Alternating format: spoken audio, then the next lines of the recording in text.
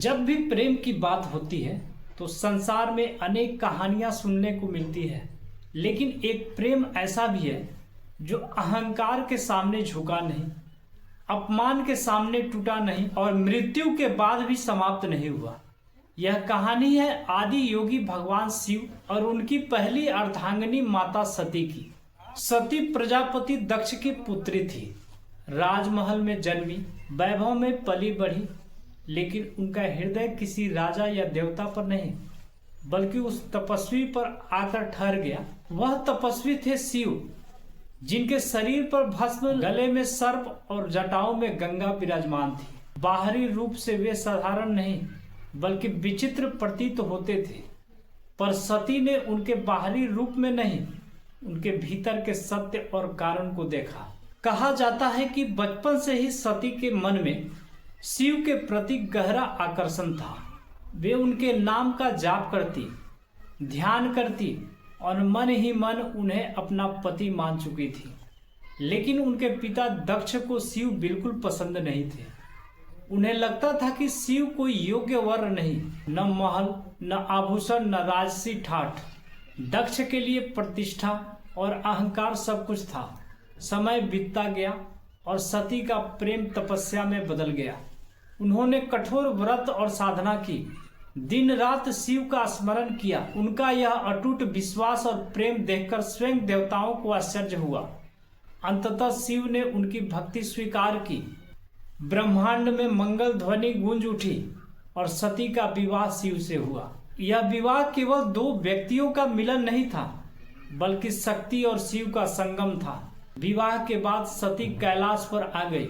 वहां न राजसी सुख था, न सोने चांदी के महल, पर था केवल सच्चा प्रेम, समानता और आत्मिक शांति। शिव सती का अत्यंत सम्मान करते थे। वे उन्हें केवल पत्नी नहीं बल्कि अपनी शक्ति मानते थे। सती भी शिव के साथ हर परिस्थिति में प्रसन्न रहती थी। लेकिन कहानी यहीं समाप्त नहीं होती। एक दिन दक्ष ने एक विशाल यज्ञ का आयोजन किया। पूरे देवताओं को निमंत्रण भेजा गया, पर जानबूझकर शिव और सती को आमंत्रित नहीं किया गया। यह केवल भूल नहीं थी बल्कि अपमान था। जब सती को इस यज्ञ के बारे में पता चला तो उनका मन व्याकुल हो उठा। उन्होंने शिव से वहां जाने की अनुमति मांगी। शिव ने शांत स्वर में कहा, जहां अपमान हो वहां जाना उचित नहीं।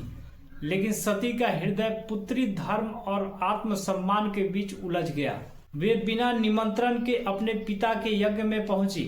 वहां पहुंचकर उन्होंने देखा कि सभी देवता उपस्थित हैं, भव्य व्यवस्था है, लेकिन शिव का स्थान खाली है। जब सती ने अपने पिता से प्रश्न किया तो दक्ष ने शिव का अपमान किया। उनके शब्दों में तिरस्कार और अहंकार भरा था। सती के लिए यह सहन करना असंभव था। जिस पति को वे परम सत्य मानती थी, जिनकी वे पूजा करती थी, उनके बारे में अपमानजनक बातें सुनना उनके लिए मृत्यु से अधिक पीड़ादायक था। वहां खड़ी सती ने निर्णय लिया, जिस शरीर को मैंने उस पिता से पाया है जो मेरे आराध्य का अपमान करता है, उस शरीर को मैं अब और नहीं रखूंगी। और उन्होंने यज्ञ अग्नि में स्वयं को समर्पित कर दिया। यह केवल आत्मदाह नहीं था, यह अहंकार के विरुद्ध एक पुकार थी। यह प्रेम की वह पराकाष्ठा थी जहां आत्मसम्मान सर्वोपरि था। जब यह समाचार शिव तक पहुंचा तो उनका क्रोध प्रलय बन गया। उनकी जटाओं से वीरभद्र प्रकट हुए, जिन्होंने यज्ञ को नष्ट कर दिया और दक्ष का घमंड चूर कर दिया। शिव स्वयं सती के जले हुए शरीर को उठाकर तांडव करने लगे। उनके शोक और क्रोध से संपूर्ण सृष्टि कांप उठी।